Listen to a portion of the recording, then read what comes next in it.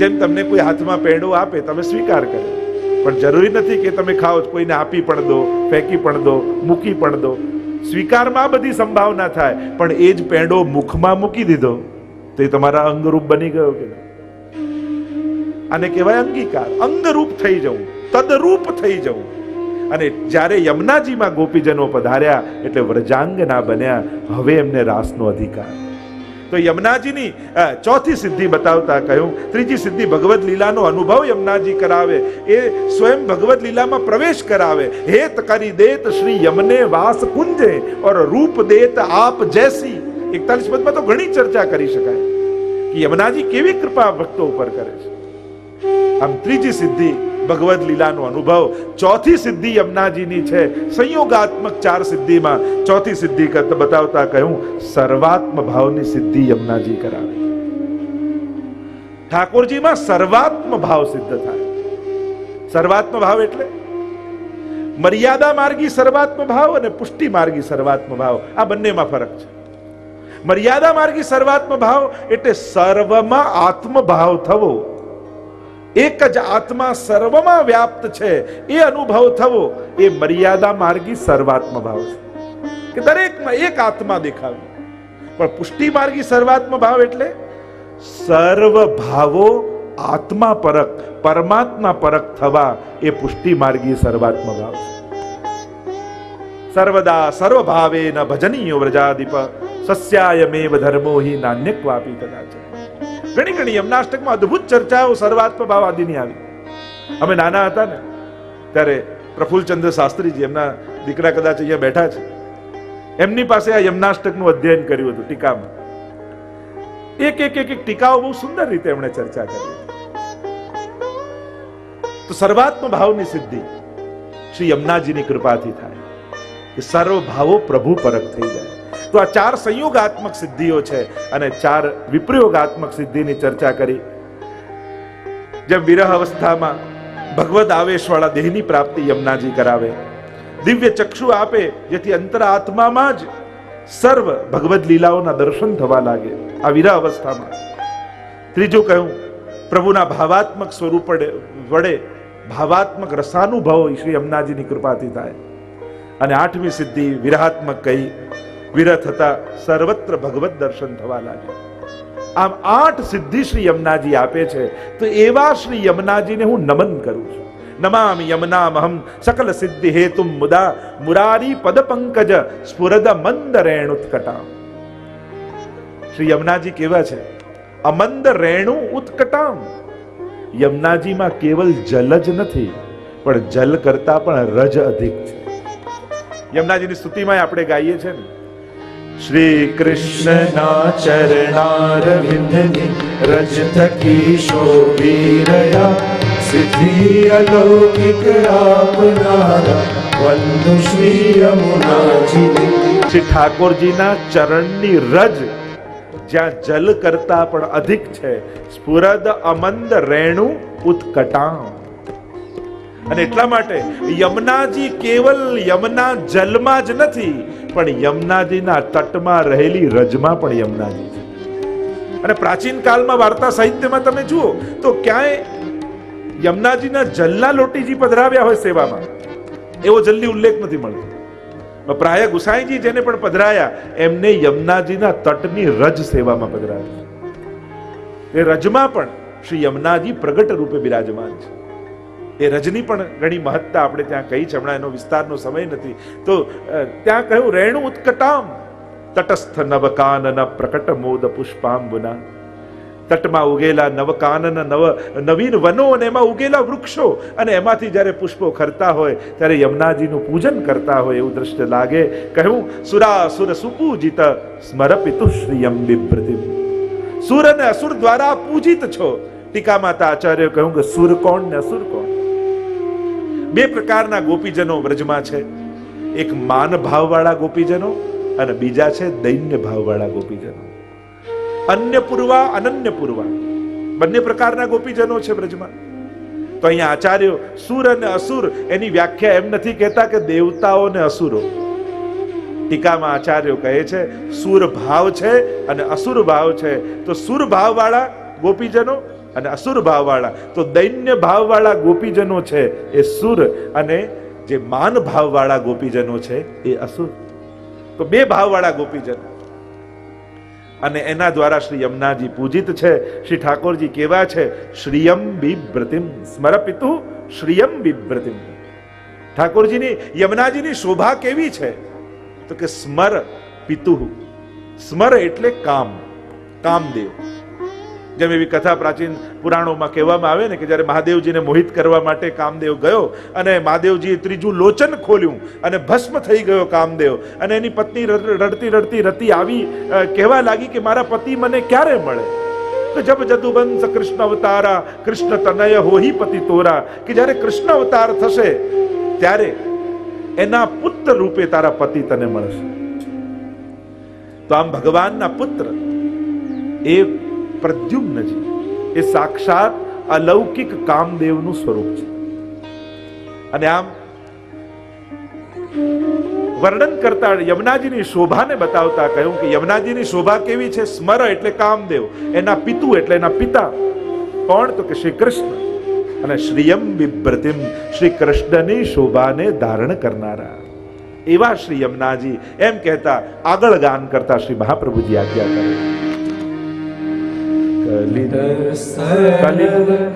કલિંદ ગિરિમસ્તકે પતદ મંદ પૂરોજ્વલા વિલાસ ગમનોલ્લસ પ્રકટ ગંડ શૈલોન્નતા સરોષ ગતિ દંતુરા સમધિરૂઢ દોલોત્તમા મુકુંદરતિવર્ધિની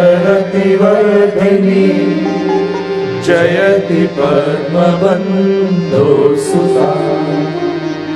શ્રી યમુનાજીના ભૂતલ પર પધાર્યાના એ પ્રભાના સ્વરૂપનું વર્ણન કરતા શ્રી મહાપ્રભુજી આજ્ઞા કરે. કલિંદ ગિરિમસ્તકે પતદ મંદ પૂરોજ્વલા વિલાસ ગમનોલ્લસત પ્રકટ ગંડ શૈલોન્નતા.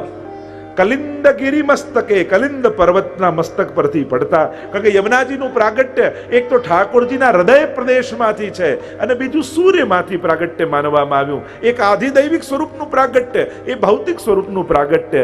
સૂરસુતા પણ કહેવાયા છે શ્રી યમુનાજી. એટલે કલિંદ પર્વત પરથી પડતા. કલિંદ ગિરિમસ્ત કલિમ કલિમ દ્યતિ ખંડયતિ તિ કાલિંદી, જે કલીના દોષોનું ખંડન કરનારા છે એ જ કાલિંદીનો અર્થ થાય. શ્રી યમુનાજીનું એક નામ કાલિંદી છે. કલિંદ ગિરિમસ્તકે પતદ મંદ પૂરોજ્વલા છે શ્યામ, પણ એક શિલા પરથી બીજી શિલા પર પડતા અને વહન કરતા યમુનાજી ઉજ્જવલા શ્વેત લાગે છે. અને આમ વિલાસ ગમનોલ્લસત પ્રકટ ગંડ શૈલોન્નતા, વિલાસપૂર્વક ગતિ કરતા, એક શિલા પરથી બીજી શિલા ઉપર ગતિ કરતા યમુનાજી. સઘોષ ગતિ દંતુરા સમધિરૂઢ દોલોત્તમા, સઘોષ અવાજ સાથે ગતિ કરતા શ્રી યમુનાજી કેવા લાગે? એક શિલા પરથી બીજી શિલા ઉપર જતા સમધિરૂઢ દોલોત્તમા, જાણે ડોલીમાં બેસીને. બે અર્થ કર્યા દોલોત્તમાના.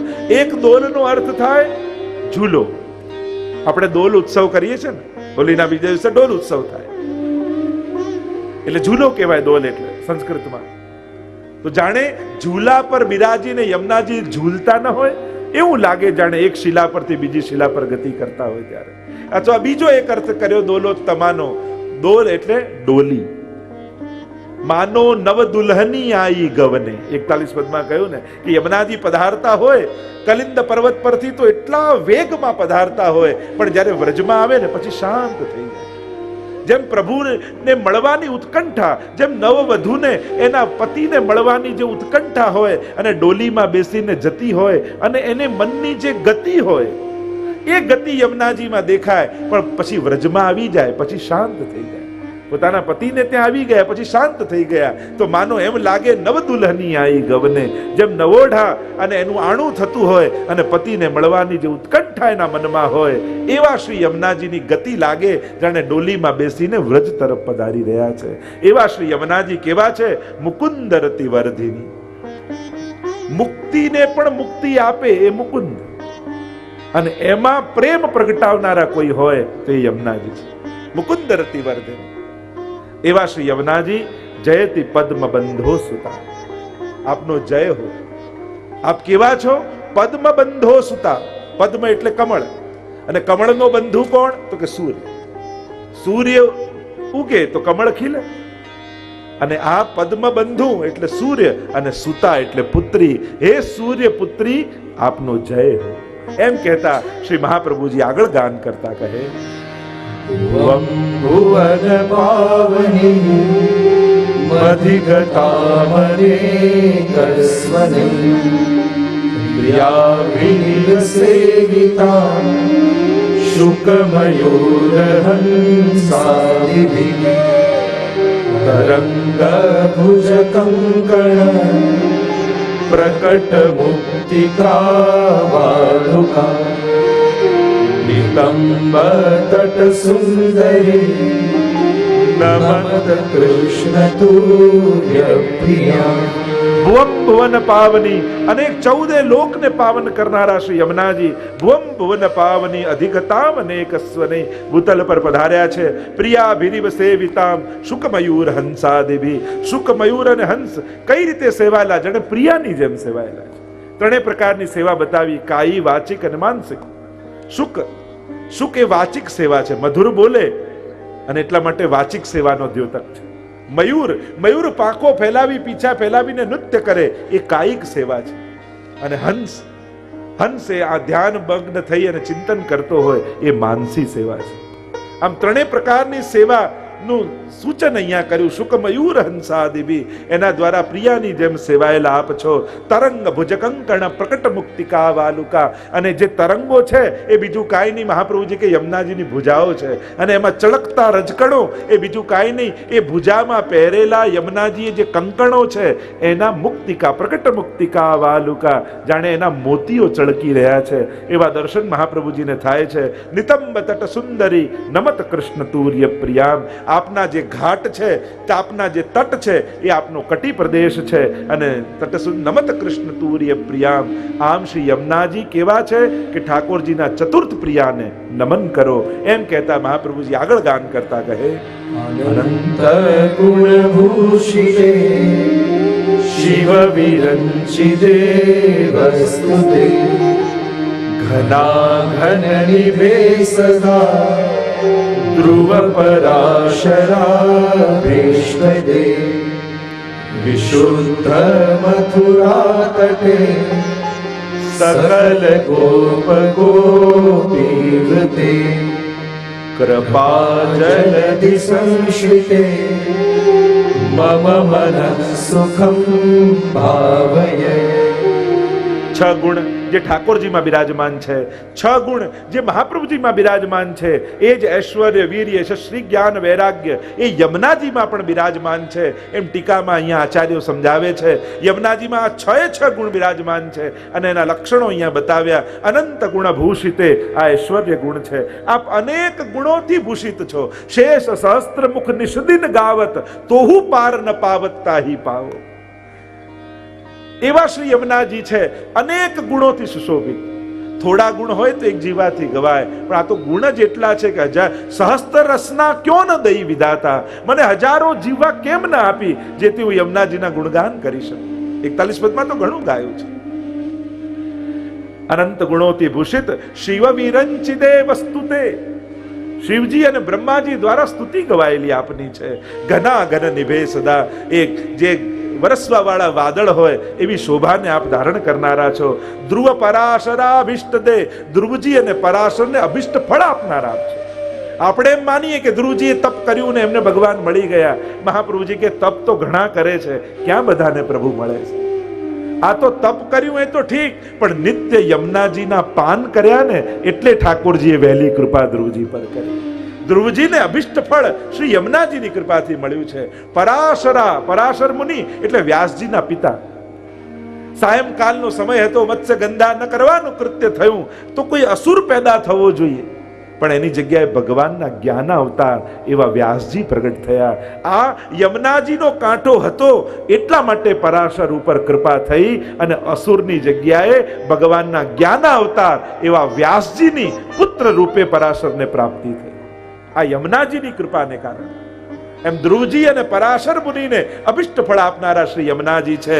અને એટલે કહ્યું વિશુદ્ધ મથુરા તટે સકલ ગોપ ગોપી વૃતે. સપ્તમી છે એટલે વિશુદ્ધ મથુરા તટે, અહીંયા વચન પૂરું થઈ ગયું. અને સકલ ગોપ ગોપી વૃતે એ જુદું પદ છે. તો વિશુદ્ધ મથુરાજીનો તટ, શ્રી યમુનાજીના કાંઠે વિશુદ્ધ મથુરાજી બિરાજમાન છે. ગોકુલમાં સકલ ગોપ ગોપી વૃતે, સકલ ગોપ ગોપીઓથી આવૃત શ્રી યમુનાજી છે. કૃપા જલધિ સંશ્રિતે મમ મનઃ સુખમ ભાવય.